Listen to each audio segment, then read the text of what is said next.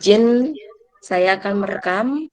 Assalamualaikum warahmatullahi wabarakatuh. Waalaikumsalam warahmatullahi wabarakatuh. Baik, terima kasih Bapak Ibu Dewan Guru atas partisipasinya yang sudah bersedia hadir memenuhi undangan saya. Dan baik, di sini saya akan memaparkan hasil dari kegiatan saya selama beberapa bulan bisa saya menjadi CGP. Maaf ini agak tersendat, juga saya lagi agak tidak enak badan sehingganya harus tersengal untuk napas. Langsung saja saya akan share screen. Apakah sudah terlihat? Sudah. Ya, baik, terima kasih. Nah, di sini kali ini saya akan menyampaikan aksi nyata modul 1.4 budaya positif, yaitu kali ini sosialisasi budaya positif di sekolah. Perkenalkan, saya Trimedi Astuti SPDSD, calon guru penggerak Angkatan 5 Kota Bandar Lampung, Provinsi Lampung. Hari ini izinkan saya di Bandar Lampung 2 September 2022 akan menyampaikan sosialisasi budaya positif di sekolahan kita. Nah, baik. Langsung saja. Ki Hajar Dewantara adalah tokoh besar dalam dunia pendidikan. Tanggal lahir di filosofi yang kita kenal yaitu Ingarso Sung Tulodo, yaitu di depan memberi teladan, Ing Madio Mangunkarso di tengah memberikan bimbingan, dan Tutpuri Handayani di belakang memberikan dorongan. Nah, ini Mas sebagai Bapak Pendidikan ya di bisa pertama ya. Kemudian di sini saya akan jelaskan antara filosofi KHD yaitu Ki Hajar Dewantara dan budaya positif. Pendidikan adalah tempat persemaian benih-benih kebudayaan dalam masyarakat. Ki Hajar Dewantara memiliki keyakinan bahwa untuk menciptakan manusia Indonesia yang beradab, maka pendidikan menjadi salah satu kunci utama untuk mencapainya. Pendidikan dapat menjadi ruang berlatih dan bertumbuhnya nilai-nilai kemanusiaan yang dapat diteruskan atau diwariskan. Nah, kemudian di sini pun ada pendidikan hubungan dengan alam dan bertujuan menuntut segala manfaat kepada anak agar mereka dapat mencapai keselamatan dan kebahagiaan yang setinggi-tingginya, baik sebagai manusia maupun sebagai anggota masyarakat. Untuk mewujudkannya, ditanamkan budaya positif di lingkungan sekolah sehingga anak merasa nyaman dan aman dalam terwujudnya profil pelajar Pancasila.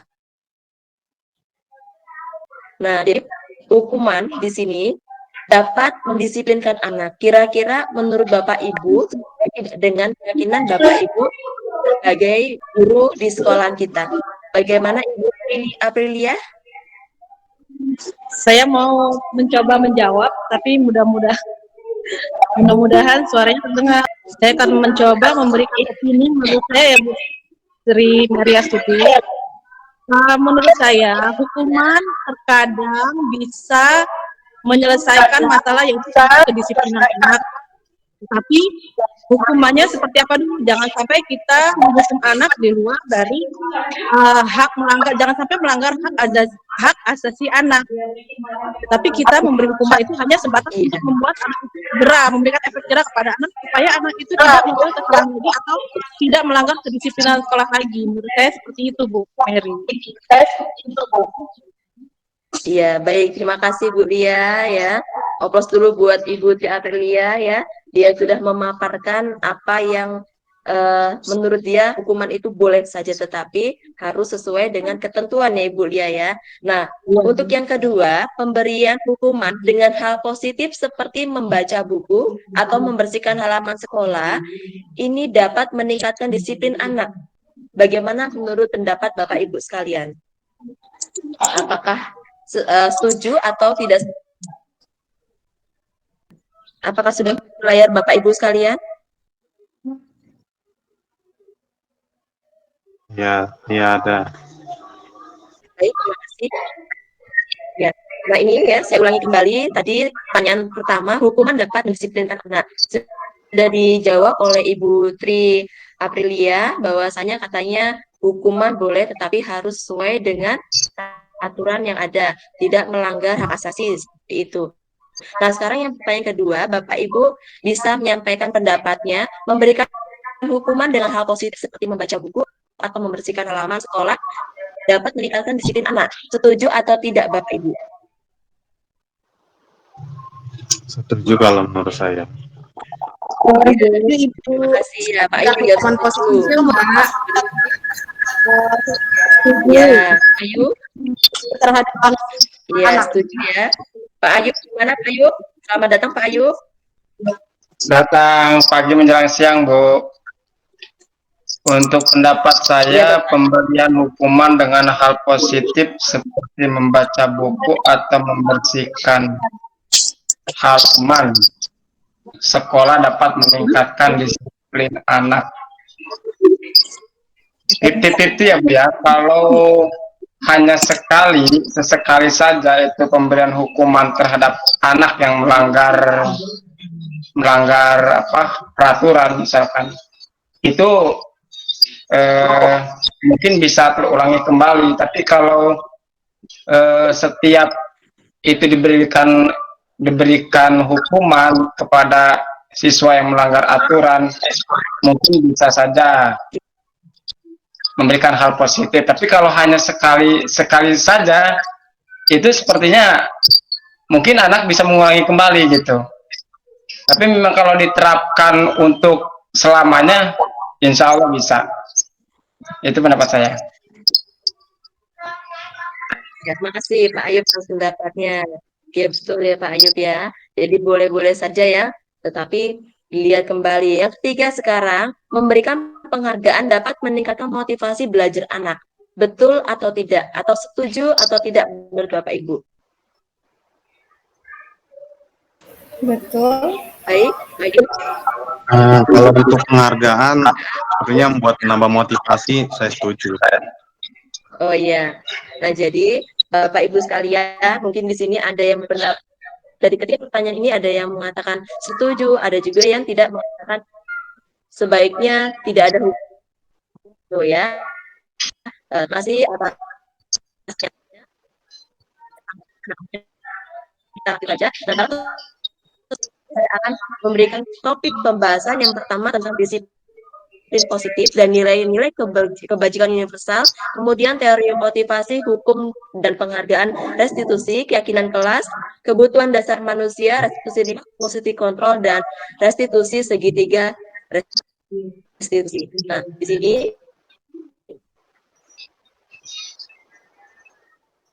saya akan ajak Bapak Ibu sejenak untuk berpikir di sini ya. Kita sama-sama dulu masih kita SD, kita pernah bermain di sini.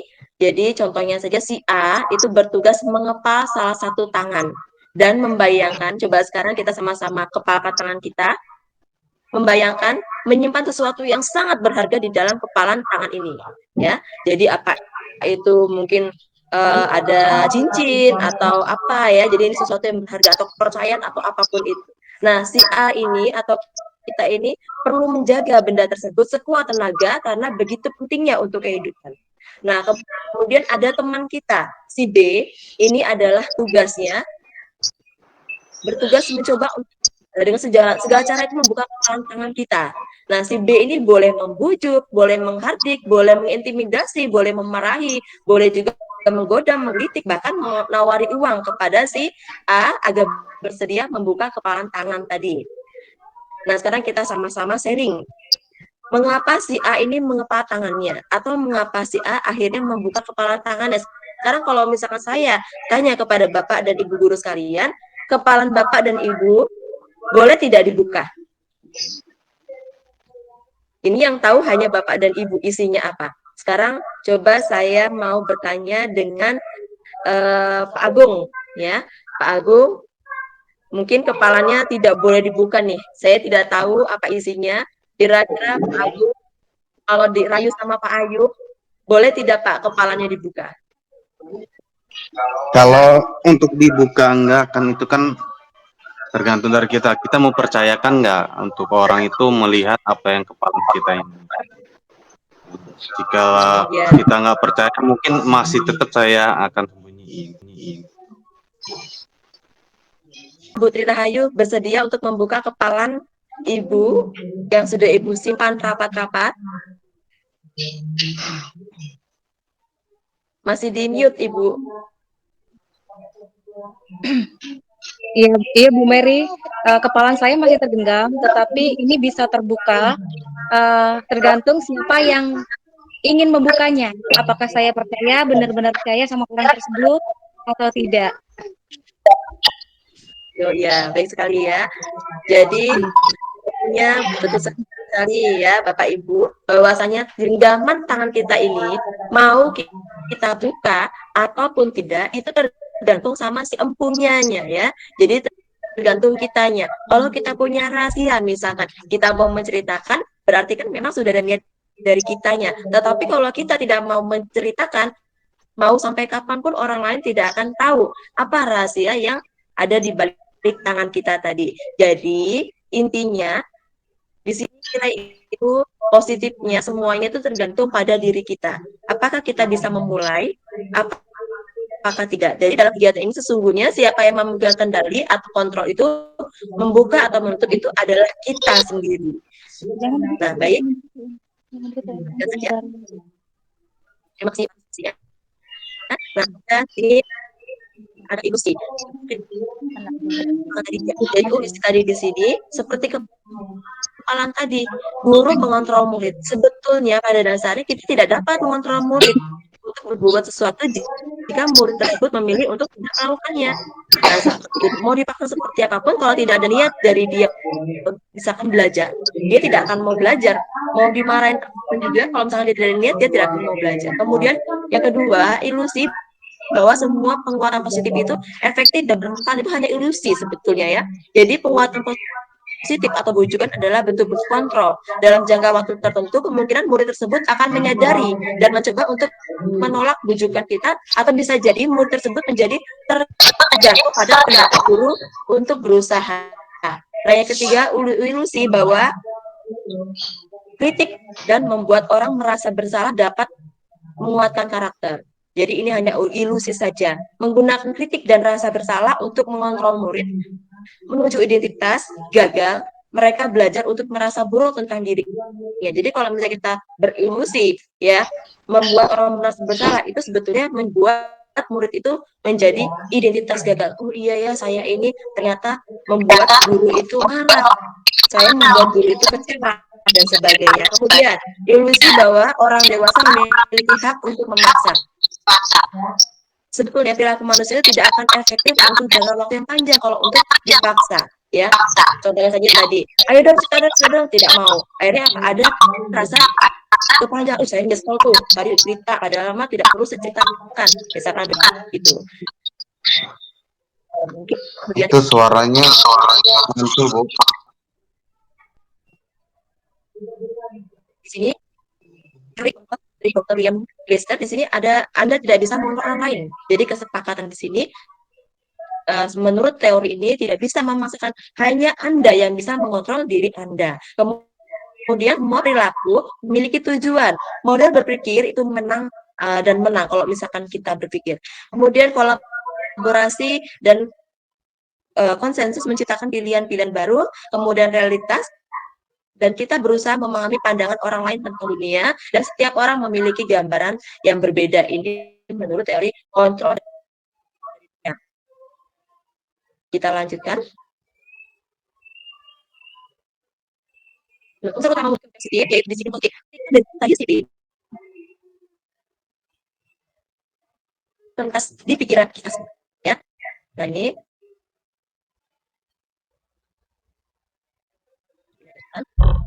kebanyakan orang akan menghubungkan kata disiplin dengan kata tertib, teratur dan kepatuhan pada peraturan. Kata disiplin juga sering dihubungkan dengan hukuman. Padahal itu sesungguhnya berbeda. Karena belajar tentang disiplin positif tidak harus dengan memberikan hukuman. Begitu. Nah, kemudian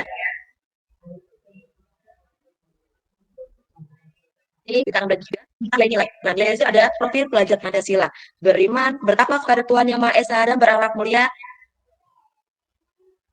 kemudian mandiri, benar kritis, berpendidikan global, kemudian gotong royong dan kreatif. Ini adalah profil dari pelajar Pancasila yang kita harapkan berada atau ada di dalam diri serta didik kita semua.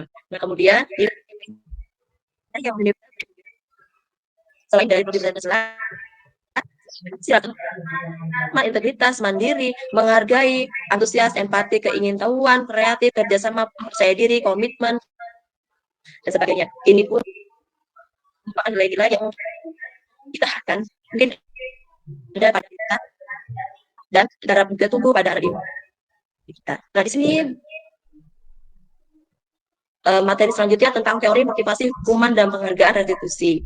Nah, apa kaitan teori kontrol dengan teori motivasi? Di sini ada 3 motivasi perilaku manusia menurut Jenny Gosden ya. Yang pertama untuk menghindari ketidaknyamanan untuk hukuman. Jadi ada motivasi intrinsik.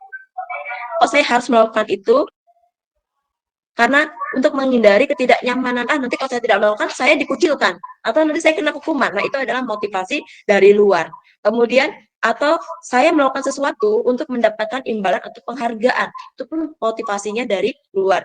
Jadi kalau misalkan mau disiplin karena mendapatkan motivasi atau penghargaan, nah itu asalnya dari luar, bukan dari diri kita sendiri. Nah, jadi untuk menjadi orang yang mereka inginkan dan untuk menghargai diri sendiri dengan nilai yang mereka percaya, itu harusnya datang dari motivasi intrinsik kita sendiri gitu. Jadi inilah motivasi yang dapat kita lakukan ya, yang bisa abadi. Hanya ada ini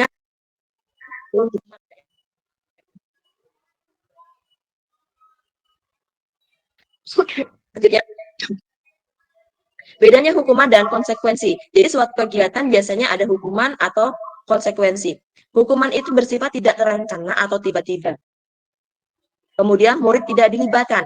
Jadi misalkan hukuman tiba-tiba ada murid datang, kamu lari 10 kali putar lapangan. Nah, itu merupakan hukuman yang dadakan begitu ya. Kemudian bersifat satu arah. Pihak guru yang memberikan dan murid hanya menerima suatu hukuman tanpa kesepakatan di sini. Atau mengatakan dari pihak guru baik sebelum atau sesudah itu tidak ada. Kemudian hukuman bisa berupa fisik maupun psikis. Jadi kalau fisik tadi bisa lari atau membersihkan. Nah, kalau psikis ini bisa saja kata-kata kita itu yang membuat hati anak peserta didik ini ya menjadi down atau berkecil hati, malu. Jadi kamu ini kesian terus misalkan begitu ya. Itu termasuk psikis yang timbul dari ya seperti sifat dia jadinya pemalu, kemudian tidak percaya diri begitu. Kemudian konsekuensi. Nah, kalau konsekuensi berbeda dengan hukuman. Sudah terencana atau sudah disepakati, contoh di kelas. Ayo, kalau misalkan ribut, berarti nanti ada konsekuensinya. Ibu tambahkan, misalkan begitu, misalkan ini konsekuensinya ya. Kemudian sudah dibahas dan disetujui oleh semua guru dan murid ya. Kemudian dibuat oleh pihak sekolah atau guru. Murid sudah mengetahui sebelumnya konsekuensi yang akan diterima dan biasanya diberikan satu dan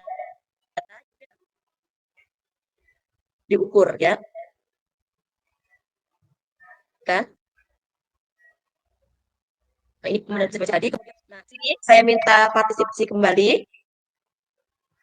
Ada pernyataan, 10 pernyataan. Jadi Bapak dan Ibu diminta menunjukkan apakah ini hukuman atau konsekuensi. Jadi setelah saya tadi jelaskan, bisa dijawab ya untuk soal nomor 1. Mencatat 100 kali di dalam buku kalimat saya tidak akan terlambat lagi. Karena terlambat ke sekolah. Ini merupakan hukuman konsekuensi, Bapak Ibu. Hukuman. Ya, Ibu Tiwi, hukuman ya. Baik, kemudian lari. Ya, terima kasih Pak Agung. Lari mengelilingi lapangan basket 2 kali karena terlambat hadir di sekolah. Ini hukuman atau konsekuensi? Konsekuensi. Konsekuensi. Kenapa konsekuensi Pak Agung? karena sudah ada perencanaan. Jadi kalau telat dia muter lapangan karena sudah ada Oh baik, itu kesepakatan. adalah ya terima kasih Pak Agung. Ini katanya konsekuensi ya, kemudian memberikan membersihkan coretan yang dibuatnya di meja tulis ya. Jadi ini konsekuensi atau hukuman? Hukuman. Hukuman. Bukan konsekuensi ya Bapak ya. Jadi kalau misalkan mencoret-coret meja, apa konsekuensinya? Ayo, atau hukumannya Pak harus membersihkan. Jadi masuknya ke hukuman atau konsekuensi ini tepatnya? Konsekuensi lah, Mbak. Membersihkan coretan. Konsekuensi. Ya, konsekuensi ya. Jadi kalau misalkan hukuman itu biasa kan dadakan. Kalau konsekuensi di kelas kita ada kan tidak boleh coret meja. Kalau ada yang mencoret meja berarti itu konsekuensinya harus membersihkan begitu ya. Nah, kemudian murid diminta untuk push up 15 kali karena tidak menggunakan masker. Nah, ini termasuk hukuman atau konsekuensi.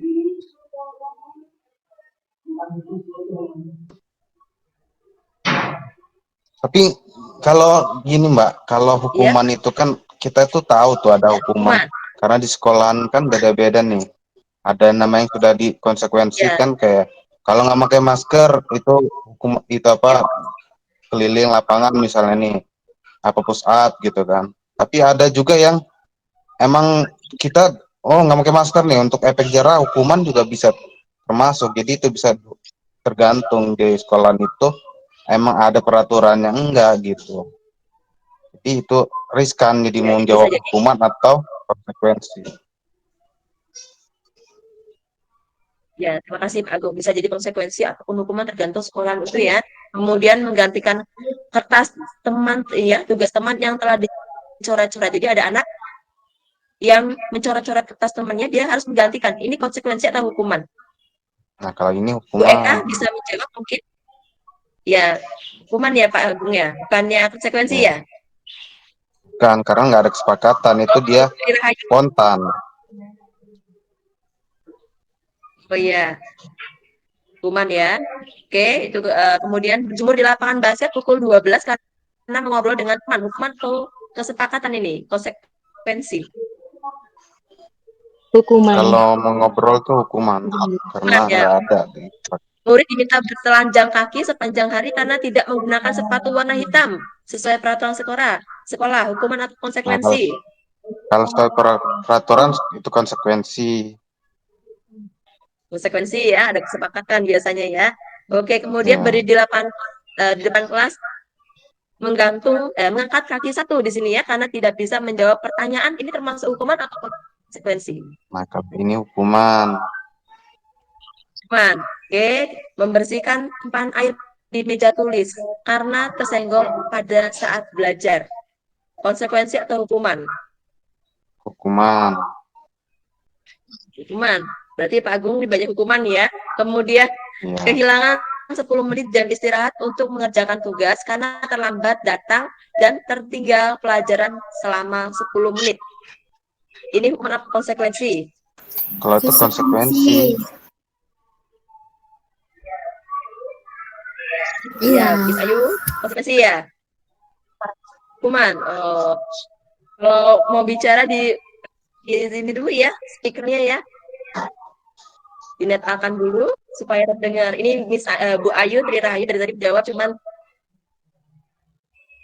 dengar, oke. Ibu coba sini ada ciri-ciri restitusi bukan untuk menunggu kesalahan, memperbaiki hubungan, ada tawaran bukan paksaan. Ya, jadi restitusi ini adalah sebuah pendekatan untuk menciptakan disiplin positif. Jadi tidak ada lagi kata-kata hukuman ataupun kata konsekuensi, tetapi adanya adalah restitusi. Kemudian setelah tawaran, restitusi ini menuntun untuk melihat ke dalam diri, kemudian mencari kebutuhan dasar. Kemudian restitusi diri adalah cara yang paling baik, fokus pada karakter bukan tindakan, kemudian fokus pada solusi, dan mengembalikan murid yang berbuat salah pada kelompoknya. Jadi tidak ada yang berkecil hati.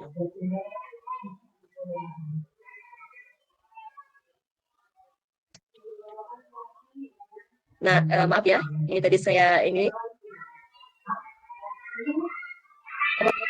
di sini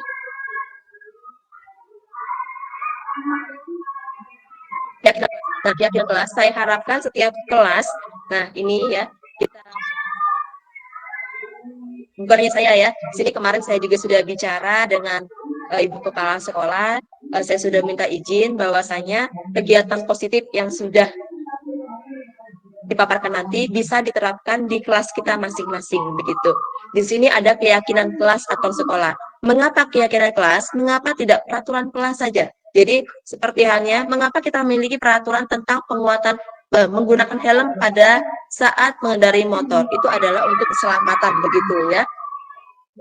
Itu berkaitan dengan peraturan. Kalau tidak nanti ditilang katanya seperti itu. Kemudian mengapa kita memiliki peraturan tentang menggunakan masker dan mencuci tangan setiap saat? Ini untuk kaitannya dengan kesehatan atau keselamatan. Nah, nilai keselamatan atau kesehatan inilah yang kita sebut sebagai suatu keyakinan, yaitu nilai-nilai kebajikan universal yang disepakati secara tersirat dan tersurat lepas dari latar belakang suku, negara, bahasa, maupun agama. Keyakinan kelas atau sekolah penting dibutuhkan agar siswa memiliki disiplin diri sehingga mereka bisa berperilaku dengan mengacu pada nilai-nilai kebajikan universal dan memiliki motivasi intrinsik. Seseorang akan lebih tergerak dan bersemangat untuk menjalankan keyakinan daripada hanya sekedar mengikuti serangkaian peraturan. Jadi ada keyakinan di situ. Contoh, kalau misalkan di kelas peraturannya tidak boleh ngobrol, kita ubah menjadi suatu keyakinan. Kalau di kelas kita tidak boleh ngobrol, mengapa? Karena nanti mengganggu teman yang lain yang sedang berkonsentrasi atau kelas menjadi kondusif. Jadi ubahlah peraturan menjadi suatu keyakinan. Begitu. Mengapa kita harus datang tepat waktu? Begitu. Itu ada keyakinan juga. Kalau kita tepat waktu, kita tidak tergesa-gesa, kita bisa mengerjakan piket misalkan, tidak ditegur, kalau misalkan terlambat bisa menjadi malu, begitu ya. Jadi ada keyakinan dalam diri kita sendiri. Jadi intinya ya, ini termasuk PR buat saya juga, kita berusaha untuk mendisiplinkan diri kita dulu, baru kita menjadi teladan untuk anak murid kita. Nah, di sini kita lanjutkan.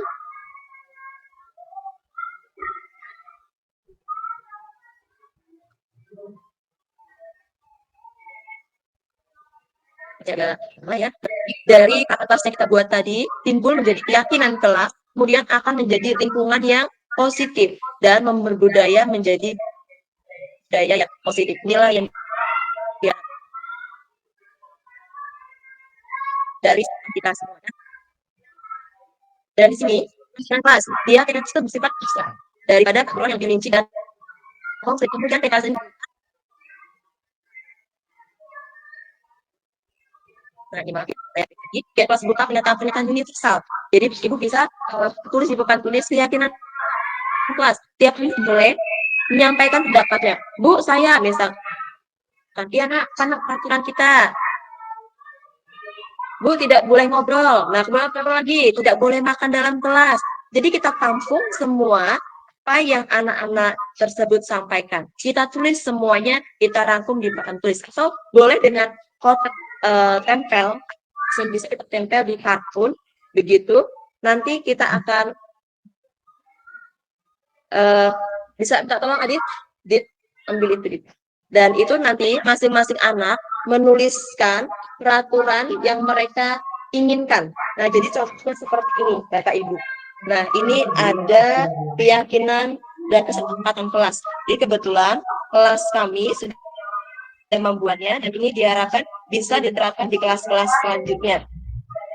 Dan ini misalkan berpakaian rapi, kemudian bersikap sopan, nah kemudian merapikan sepatu, dan ini macam-macam sekali. Nanti bisa setiap kelas kita buat seperti ini, kita buat keyakinan. Keyakinan kelas 6, 1, 2, 3, 4, dan 5. Dan ini kita buat semua. Ini ada tugas akhir nanti sebagai hasil dari sosialisasi ini. Dan ini saya harapkan dapat dilaksanakan dengan baik untuk kesuksesan kita bersama mewujudkan visi sekolah. Nah, kemudian meyakinkan kelas baiknya tidak terlalu banyak. Ini kan tadi kami buat banyak ya, Bapak Ibu ya. Nanti dirangkum, karena biasanya saran anak-anak itu ada yang sama, jadi kita rangkum. Nah, kemudian ini tidak terlalu banyak, kenapa? Sehingga mudah diingat dan dipahami oleh semua warga kelas.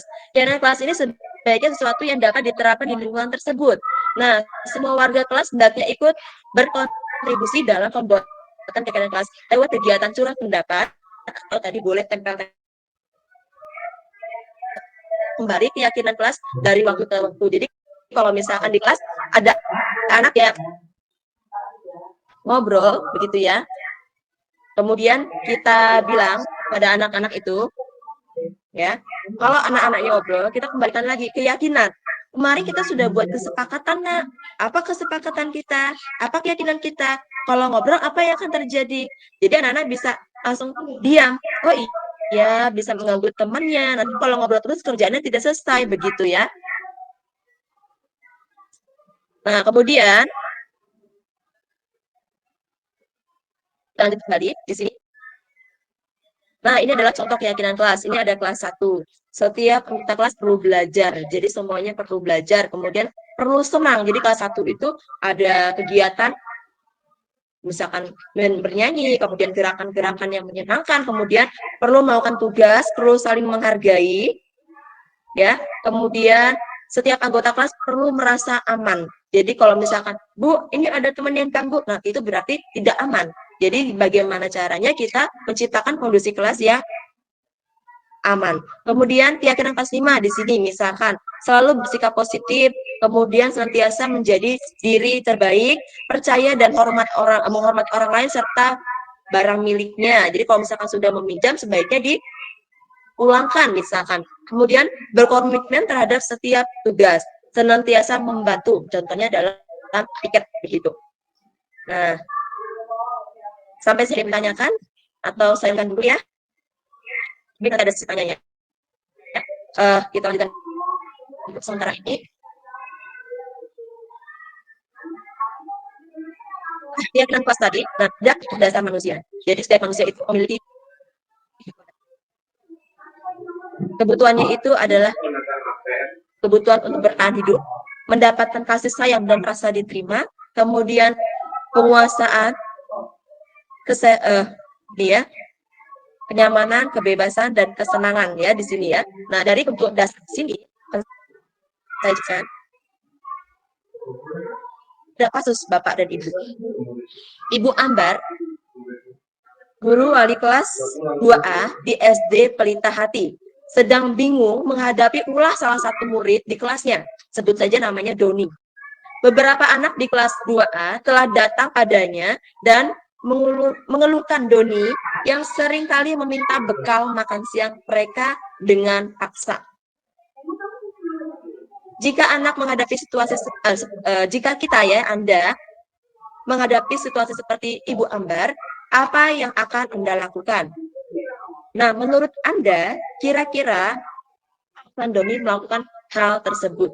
Mungkin di sini alasannya pasti berbeda-beda antara guru satu dengan guru yang lain. Sekarang coba saya akan jelaskan terlebih dahulu. Pak, itu pada dasarnya. Jadi kita Indonesia paling utamanya ya, Bapak Ibu. Kebutuhan yang pertama adalah kebutuhan bertahan hidup.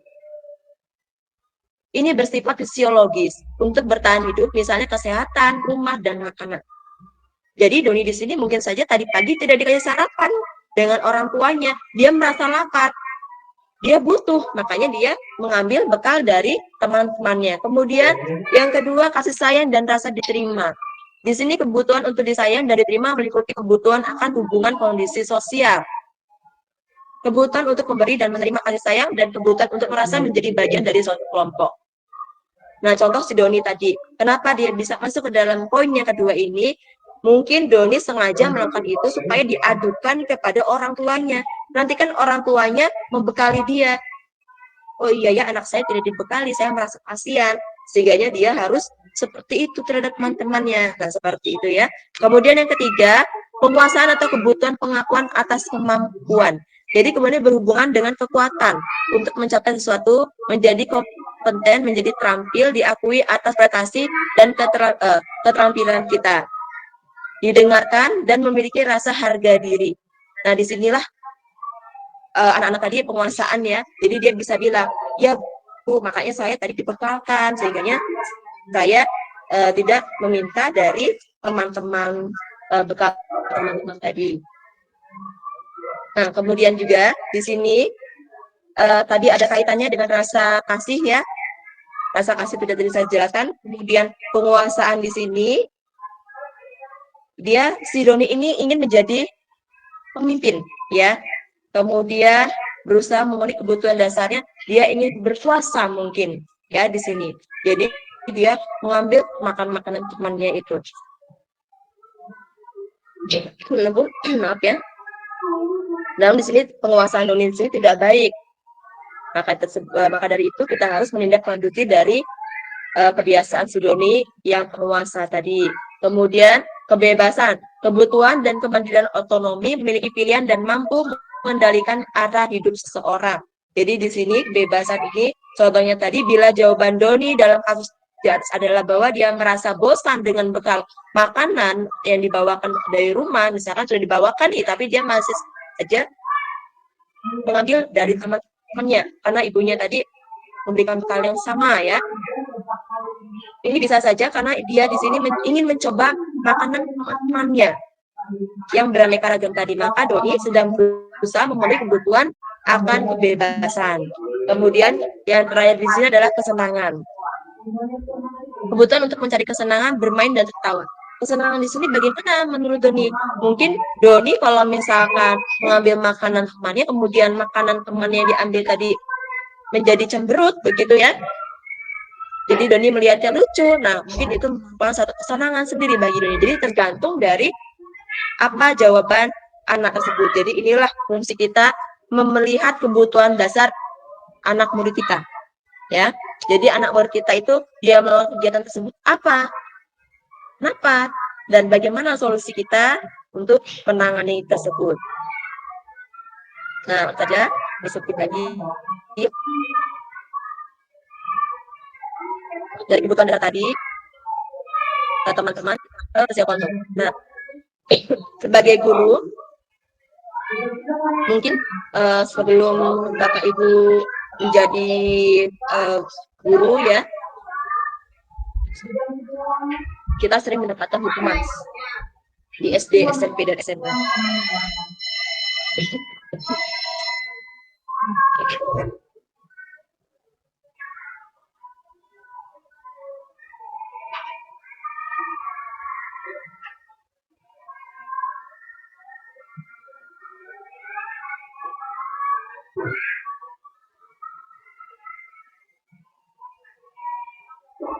Baik Bapak Ibu, kita lanjutkan kembali.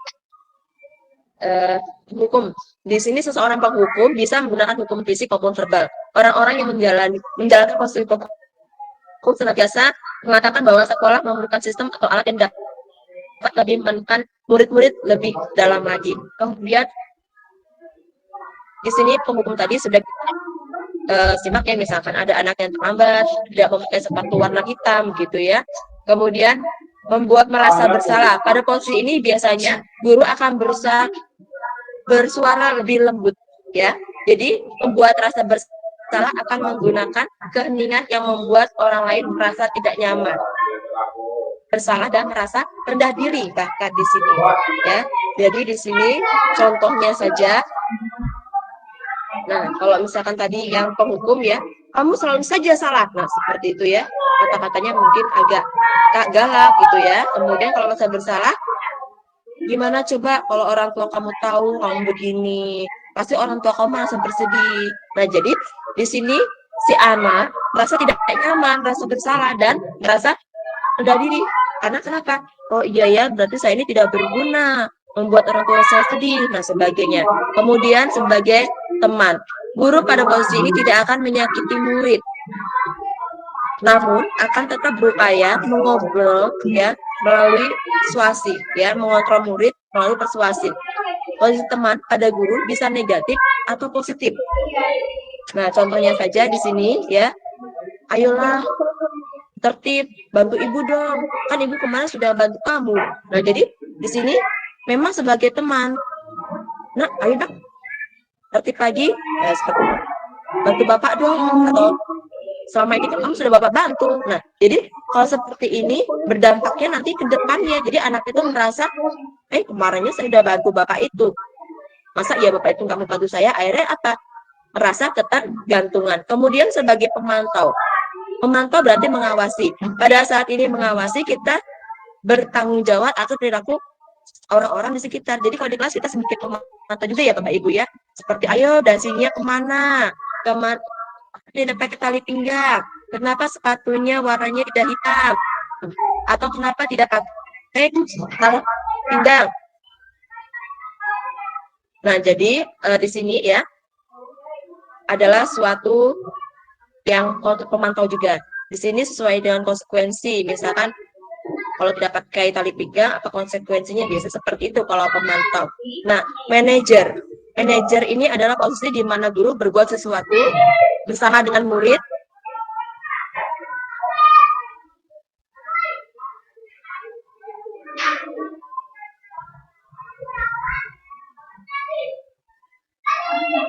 baik Bapak Ibu, saya lanjutkan lagi ya. Manajer adalah posisi di mana guru berbuat sesuatu bersama dengan murid, mempersilahkan murid mempertanggungjawabkan perilakunya, mendukung murid agar dapat menemukan solusi atas kesalahan sendiri. Jadi misalkan ada murid di sini yang tidak memakai sepatu hitam atau misalkan terlambat. Kita sebagai manajer tidak perlu kita memberikan hukuman. Ayo kamu lepas sepatu. Kemudian kamu ini orang tua kamu kalau tahu kayak mana. Nah, itu merasa bersalah ya walaupun pelan-pelan. Nah, kenapa kok tidak pakai sepatu itu? Kenapa kok terlambat? Atau sebagai teman. Nah, ini ibu bantu ya. Kamu sekarang boleh masuk. Nah, itu juga tidak baik karena nanti tidak menjadikan dia pribadi yang baik begitu. Kemudian memantau boleh, tetapi memantau di sini tanpa ada konsekuensi. Kamu tidak boleh istirahat misalkan, itu tidak baik juga. Jadi manajer di sini teman-teman, kita dekati anak-anak itu ya, kita bertanya langsung kepada anak tersebut, mengapa kamu terlambat begitu. Nah, kemudian dia akan menyampaikan alasannya. Apakah dia tadi bangun kesiangan atau tadi harus membantu orang tua terlebih dahulu, kemudian apakah harus menyiapkan sepatu terlebih dahulu, nanti kita akan memberikan solusi. Nah, bagaimana supaya tidak kesiangan?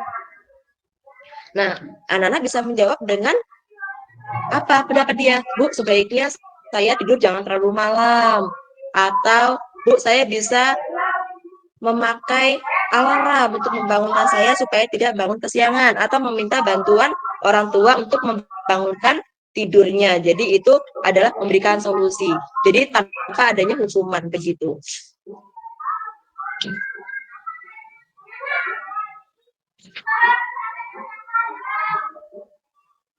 Dari scroll, jadi terlebih ada manajer tadi ya.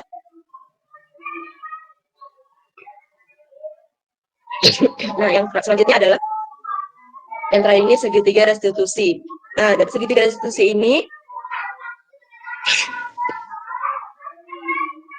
adalah proses menciptakan kondisi bagi murid untuk memperbaiki kesalahan mereka, sehingga mereka bisa kembali dengan kondisi kelompok mereka dengan karakter yang kuat. Jadi tidak merasa bersalah atau sebagainya. Nah, di sini ada menanyakan keyakinan, kemudian validasi salah, dan menstabilitaskan identitas. Kita sebagai ibu bisa membantu mereka. Posisi kontrol di sini tadi ya, untuk yang ketiganya yaitu menstabil, ini ya 3 restitusi di sini ya, ini maaf belum saya ganti. Yang pertama, menstabilitaskan identitas. Bagian dasar dari segitiga ini bertujuan untuk mengubah identitas anak dari orang yang gagal karena melakukan kesalahan menjadi orang yang sukses. Jadi contoh di situ misalkan kita menstabilkan begini Bapak Ibu ya, misalkan berbuat salah itu sebetulnya manusiawi, tetapi alangkah lebih baiknya kita menghindari bagaimana supaya tidak berbuat salah begitu. Jadi atau lagi kamu Bu, saya main-main di kelas. Misalkan anak-anak itu main-main, kita bisa saja kamu berhak saja nak bermain, tetapi lihat kondisinya. Apakah itu dalam jam istirahat atau sedang dalam proses belajar mengajar, begitu ya. Kemudian ada lagi di sini adalah menanyakan keyakinan ya. Di sini maaf, yang kedua, validasi tindakan yang salah. Setiap tindakan kita ini dilakukan dengan suatu tujuan, yaitu memenuhi kebutuhan dasar. Kalau kita memahami kebutuhan dasar, apa yang mendasari sebuah tindakan, kita akan bisa menemukan cara-cara yang tepat atau efektif untuk memenuhi kebutuhan tersebut. Contohnya saja untuk validasi ini, ya, padahal kamu bisa loh datang lebih pagi, ya karena, jadi gimana caranya? Jadi seperti itu. Jadi validasi tindakan yang salah. Kemudian menanyakan keyakinan.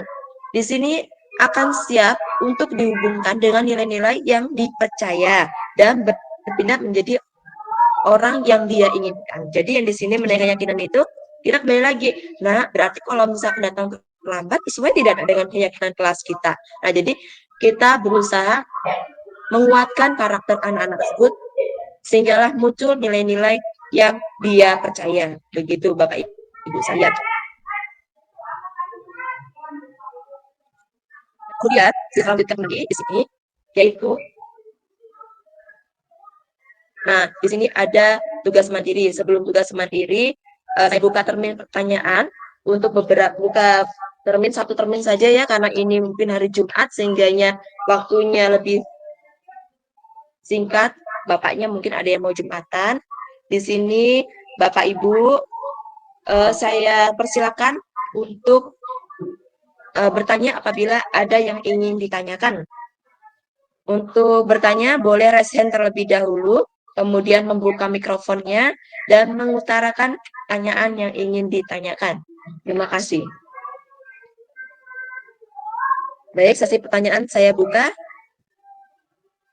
Untuk penanya, kami persilakan.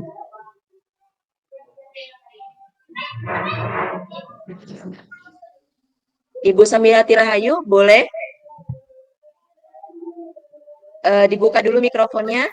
Ya, silakan Ibu Samiati.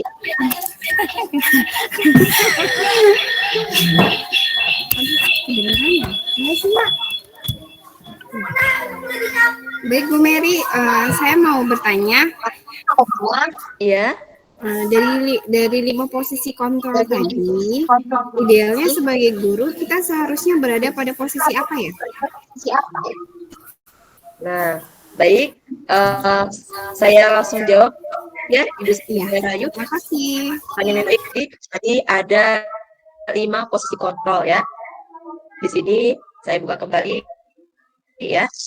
Nah, di posisi kontrol ada penghukum, pembuat merasa bersalah, teman, pemantau, dan manajer. Jadi sebagai guru yang baik, itu sebaiknya kita berada di posisi manajerial ya. Jadi membantu murid untuk menemukan solusi dari permasalahan yang murid tersebut hadapi ya. Jadi tidak membuat dia merasa rendah hati atau rendah diri ya, kemudian merasa disingkirkan atau merasa bersalah. Jadi kita bisa menggunakan posisi sebagai manajerial ya. Jadi di sini contohnya aja Andi, nah di sini Andi misalkan terlambat ya. Pak, kamu mengetahui jam berapa sekolah dimulai? Kemudian Andi menjawab jam 7 misalkan. Ya, jadi kamu terlambat. Kira-kira bagaimana kamu akan memperbaiki masalah ini? Andi bisa menjawab, saya bisa menanyakan teman saya Pak untuk mengerjakan tugas yang tertinggal tadi. Nah, jadi baik kalau itu bisa dilakukan. Besok akan ada masalah untuk kamu kalau kamu tidak hadir tepat waktu. Nah, jadi apa yang kata si Andi tadi, tidak Pak, saya bisa hadir tepat waktu. Jadi setelah diberikan pengertian, besok kalau misalkan dia ada masalah, ada terlambat lagi, ada masalah, mungkin pada jam berikutnya dia tidak bertemu lagi dengan wali kelas yang sama atau guru yang sama, bisa guru yang berbeda. Guru yang berbeda tersebut bisa memberikan hukuman, begitu kan? Jadi si Andi ini bisa mendapatkan masalah. Nah, bagaimana supaya tidak mendapatkan masalah? Berarti si Andi harus tepat waktu hadirnya. Jadi gimana cara memperbaiki kesalahan tersebut? Nah, jadi si Andi ini bisa tadi seperti membunyikan alarm atau membantu minta tolong dengan orang tuanya, membantu membangunkan tidur. Nah, begitu ya, Bu Ayu ya. Jadi posisi yang baik adalah sebagai manajerial ya. Walaupun anak tersebut salah, tetapi kita tidak berhak untuk memojokkan dia, tetapi kita membantu mencari solusi supaya dia tidak terlambat lagi. Bagaimana Miss Ayu? Apakah sudah jelas dari jawaban yang saya berikan? Iya Mbak Mary, cukup jelas sudah. Ya, terima kasih Miss Ayu. Baik, Ya, selanjutnya sama-sama. untuk pertanyaan kedua. Ya, sama-sama. Pertanyaan kedua dari Mbak Eka. Anak itu berhubungan dengan kodrat alam dan kodrat zaman. Jadi, Bu sekalian, sebetulnya anak itu pada dasarnya dia memiliki kemampuan dari lahir, ya. Jadi bukan seperti selembar kertas yang sudah ada tulisannya, selembar kertas yang kosong. Melainkan sebetulnya anak murid kita ini dia sudah ada tulisan. Tugas kita adalah menebalkan. Jadi kodrat alam. Dia tuh sudah pintar dari sananya. Jadi setiap anak pasti punya potensi yang beraneka ragam di situ ya. Jadi contohnya saja anak itu dia gemar di matematika, dia pandai di IPA, dia pandai di olahraga. Jadi dari kodrat alamnya, dari dia lahir itu sebetulnya sudah ada bakat atau potensi yang dia miliki. Nah, kemudian ada lagi kodrat zaman ya. Kodrat zaman itu kita sebagai guru sebaiknya ya mengikuti perkembangan zaman yang ada. Jadi contohnya kalau zaman dulu ya kita sekolah tidak boleh bawa handphone. Nah, zaman sekarang mungkin ada kalanya ya apalagi pada saat pandemi kemarin kita semua menggunakan handphone begitu ya. Nah, kemudian selain itu juga selain zaman dan alam ini kita sebagai tukang kebun, sebagai Bapak Ibu guru di sini itu diibaratkan sebagai tukang kebun. Jadi kalau kita ingin menanam jagung, pasti benih yang kita tanam adalah benih jagung. Dan kalau kita menanam benih jagung, tidak akan mungkin benih jagung itu berubah menjadi stroberi atau menjadi pohon kurma. Jadi apa yang kita tanamkan itulah yang akan anak-anak terima ya hasil dari apa yang kita torehkan. Nah, jadi seperti kertas tadi, sebetulnya anak-anak sudah ada, hanya tugas kita adalah menebalkan begitu saja. Nah, kemudian Bapak Ibu sekalian, dari kodrat alam dan kodrat zaman ini, apakah sudah jelas? Ini Mbak Eka ya, kebetulan Mbak Eka yang bertanya atensinya. Kemudian, ada lagi yang mau ditanyakan? Bapak Ibu, ya. Oke, Bu Ayu, Iya, silakan. iya Bu Mary. Silakan ada Terima kasih atas waktu yang diberikan. Jadi saya ada pertanyaan yang berkaitan dengan istilah kesepakatan atau keyakinan kelas ya. Kita sudah terbiasa kita memakai istilah peraturan kelas ya. Kemudian sekarang ada yang lebih bagus seperti pemaparan tadi itu kesepakatan atau keyakinan kelas. Bu Mary yang ingin saya tanyakan, apa itu sebenarnya nggak sama ya? Apa itu bedanya gimana gitu? Bedanya di mana ya antara bisa diulang kesepakatan atau keyakinan dengan peraturan kelas? Bisa dijelaskan? Keyakinan dan peraturan kelas ya. Nah, iya. Jadi istilah ini sebetulnya kalau misalkan dipikir sekilas ini ya Ibu Ayu ya, sepertinya sama ya. Tetapi pada hakikatnya gitu, ini sebetulnya berbeda. Dan seperti tadi ya, kalau misalkan peraturan kita harus pakai helm ya. Kalau peraturan berarti tidak boleh dilanggar apapun alasannya. Nah, sebetulnya bukan hanya polisi saja yang melarang, tetapi buat keselamatan pengemudi juga begitu sebetulnya. Nah, kemudian berkaitan dengan keyakinan, misalnya di kelas.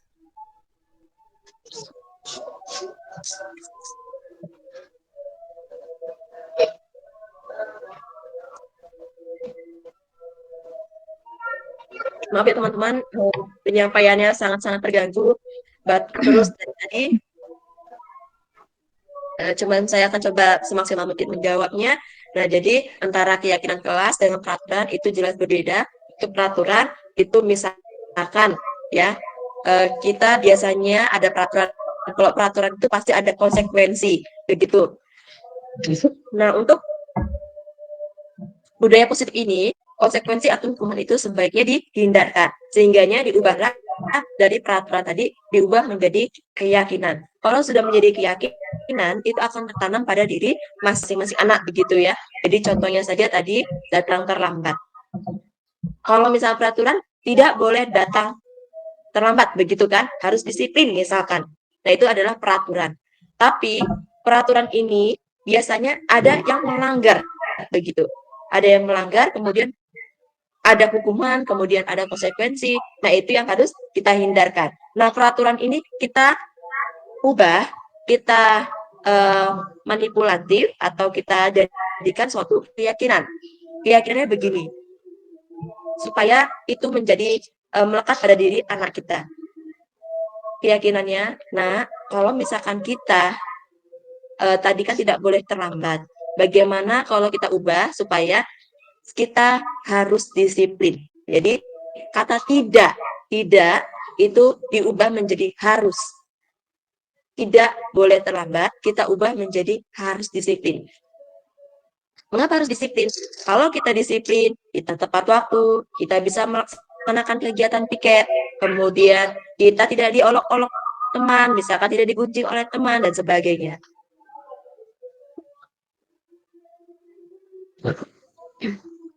Nah, bagaimana Bu Ayu? Apakah sudah jelas? Sudah jelas Bu Mary, tapi boleh bersambung bertanyanya? Boleh, silakan. Iya, terima kasih. Kalau tidak boleh ada hukuman, kemudian konsekuensi, bagaimana sikap kita pada saat anak didik kita ternyata belum tumbuh nih sikap keyakinannya, masih melanggar gitu. Terima kasih jawabannya. Nah, itulah apa ya PR terbesar kita sebagai guru, ya. Pasti itu anak itu kalau misalkan itu tidak ada efek jerah, begitu ya Bu Ayu ya, mungkin ya. Nah, jadi gimana dong supaya ada efek jerah? Nah, jadi di sini kita buat kesepakatan. Ya, kesepakatan tadi itu. Jadi kalau misalkan dia masih tetap terlambat, apa kesepakatannya? Begitu. Ya, jadi bukan langsung dihukum, kamu tidak boleh ini, kamu tidak boleh ini. Jadi dia sendiri yang mencarikan apa ya, akibatnya, solusinya, terus apa yang akan dia rasakan nanti kalau seandainya dia tidak disiplin, begitu. Jadi dia sendiri yang akan mencarikan solusi. Bu, kalau misalkan saya terlambat, saya bersedia apa? Nah, begitu. Atau nanti kalau misalkan saya tidak mengerjakan PR, saya bersedia apa? Nah, itulah salah satu memecahkan masalah supaya ada efek jerahnya.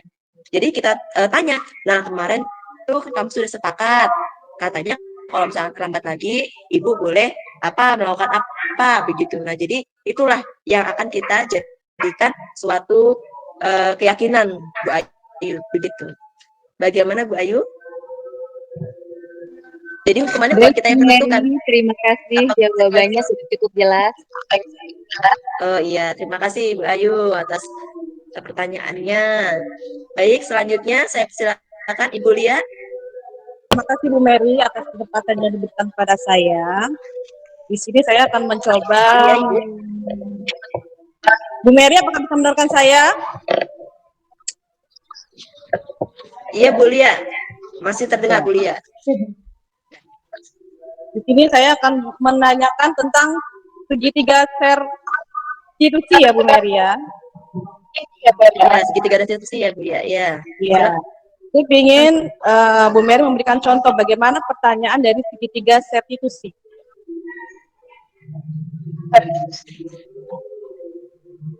Ya, nah pertanyaannya ya Bu ya. Jadi untuk segitiga restitusi kan menanyakan pertama adalah menstabiliskan identitas ya. Jadi pertanyaannya itu bisa saja begini Bu, berbuat salah itu tidak apa-apa, nah, tetapi bagaimana caranya supaya kita tidak melakukan kesalahan. Nah, begitu. Kemudian tidak ada manusia yang sempurna. Jadi kita itu berusaha menenangkan anak itu dulu, gitu. Menenangkan. Nah, kemudian saya juga pernah melakukan kesalahan seperti itu kok, Nak. Nah, jadi seperti itulah kata-kata yang bisa dijadikan sebagai penstabilitas identitas. Karena di sini tujuannya adalah mengubah identitas anak yang tadi yang gagal tadi jadi anak yang sukses. Berarti tidak ada gading yang tak retak begitu. Jadi setiap manusia pasti punya kesalahan. Tapi bagaimana caranya tidak supaya terhindar dari kesalahan tersebut. Kemudian ada lagi kata-katanya seperti ini. Kita bisa menyelesaikan ini. Nah, jadi kita kuatkan anak itu. Kemudian Bapak Ibu tidak tertarik mencari siapa yang salah, tetapi Bapak atau Ibu di sini mencari solusi permasalahan itu, Nak. Nah, seperti itu. Kemudian kamu berhak merasa begitu, atau apakah kamu sedang menjadi teman yang baik buat dirimu sendiri? Jadi misalkan ada anak nih di kelas berantem. Nah, dia kan marah tuh. Mungkin kita bisa bilang, nah, kamu berhak merasakan seperti itu, merasakan marah. Kenapa? Karena dia terganggu. Jadi kita berusaha menguatkan anak itu dulu.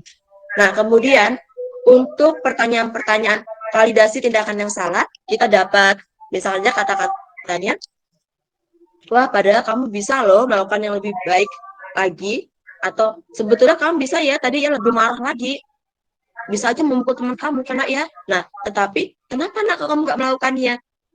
Nah, kita berusaha menggali perasaan anak itu. Bu, saya kasihan, dia nangis. Nah, bisa seperti itu. Kita berusaha memunculkan empati anak itu. Kemudian ada lagi, kamu pasti punya alasan mengapa melakukan itu. Nah, kemudian kamu patut bangga pada dirimu sendiri karena kamu telah melindungi sesuatu yang penting buat kamu. Iya Bu, tadi soalnya dia misalkan mencoret buku saya, makanya saya marah. Nah, begitu ya. Jadi kita bisa kuatkan itu menjadi tindakan validasi tindakan yang salah tadi. Kemudian kamu boleh mempertanyakan siapa itu, tapi kamu harus menambahkan sikap yang baru. Ya, jadi kamu boleh saja marah, tetapi sikap barunya apa? Bu, berarti saya harus sabar. Nah, jadi seperti itu kita harus menggali apa sih solusi anak itu sendiri begitu ya. Marah boleh, tetapi apa yang lebih baik lagi? Bu harus sabar. Nah, berarti lain kali harus lebih sabar. Kemudian menanyakan keyakinan dari ketiganya yaitu menanyakan keyakinan. Apa yang kita percaya sebagai kelas atau keluarga? Berarti apa? Anak itu bisa menjawab, saling menghargai Bu, saling menghormati. Jadi tidak ada perkelahian di kelas tersebut. Kemudian nilai-nilai umum apa kita sepakati? Tadi selain menghargai, saling menyayangi. Nah, bisa saja anak menjawab seperti itu. Kemudian pertanyaan lagi, apa bayangan kita tentang kelas yang ideal? Kalau kelas kita tidak berantem, damai, bagaimana nak? Anak ada yang menjawab juga, kita akan konsentrasi belajar, seperti itu. Kemudian, kamu mau jadi seperti apa nak? Nah, itu pertanyaan yang terakhir bisa kita lontarkan kepada anak-anak itu sebagai menanyakan keyakinan. Kamu ingin jadi apa nak? Saya ingin jadi orang yang sabar Bu, jadi anak yang nurut Bu, dan sebagainya.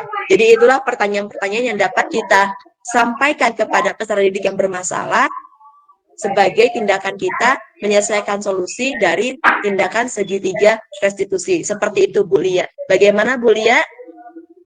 Ada yang mau ditanyakan lagi? Apakah sudah jelas? Sudah jelas, tapi masih ada satu lagi pertanyaan dari saya. Ini sudah sangat sederhana, Ibu Mary. Sepertinya saya tertarik dengan konsekuensi dan hukuman tadi, dan saya memang belum jelas penjelasannya. Jadi saya mau bertanya, apa sih perbedaan yang mendasar antara konsekuensi dan hukuman? Perbedaannya apa? Yang benar-benar mendasar.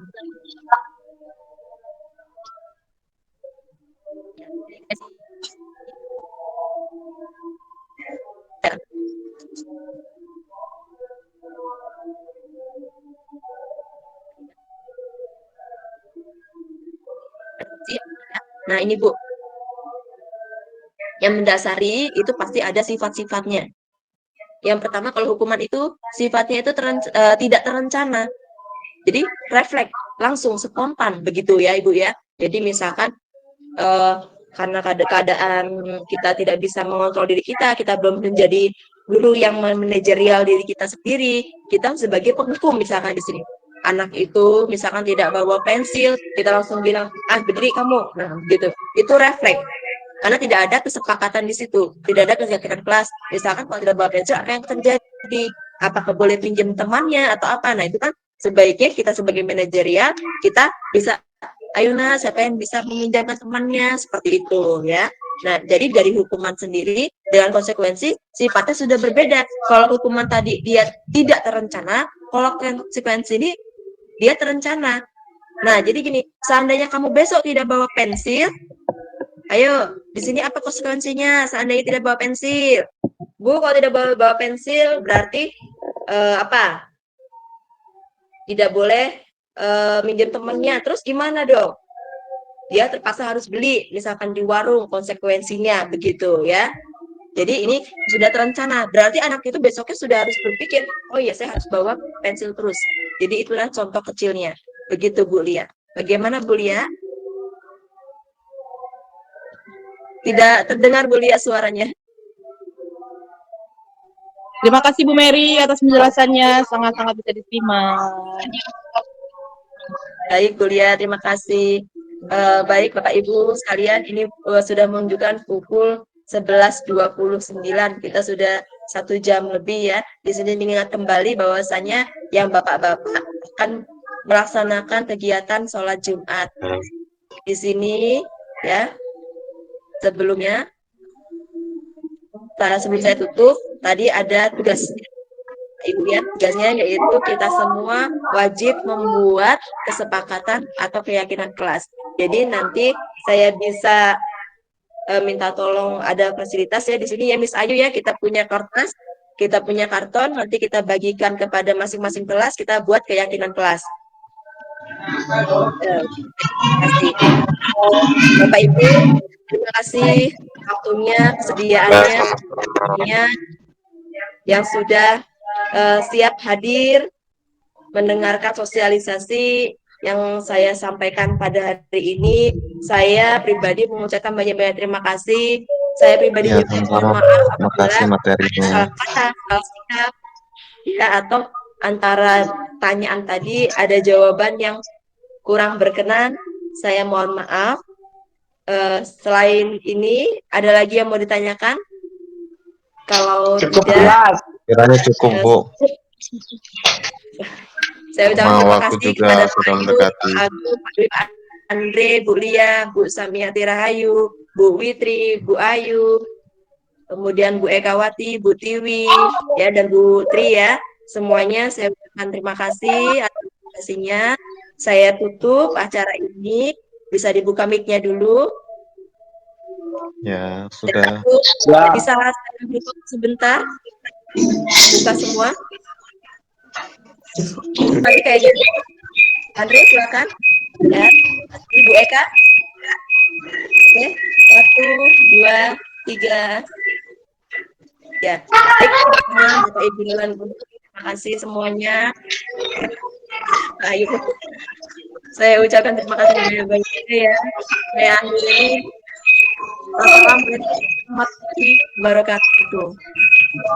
Waalaikumsalam warahmatullahi wabarakatuh.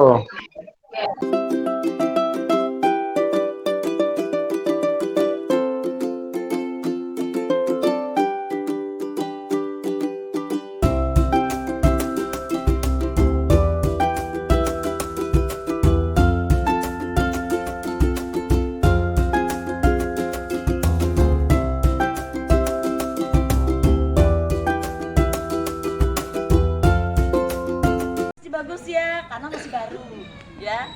Ada caranya bagus apa nak? Cuci terus bajunya, jangan sampai tidak dicuci ya. Ada itu yang nggak dicuci sampai kotor sekali ya. Malu tidak kalau ditegur? Nah, malu ya. Jadi ini sudah benar. Pakai dasi, pakai apa lagi? Tali pinggang atau ikat pinggang ya. Sepatunya warna hitam. Nah, ini keren banget ya. Yang Putri juga sama ya, cuman menyesuaikan. Kalau Putri yang pakai jilbab, yang tidak boleh dirapikan rambutnya ya sayang ya.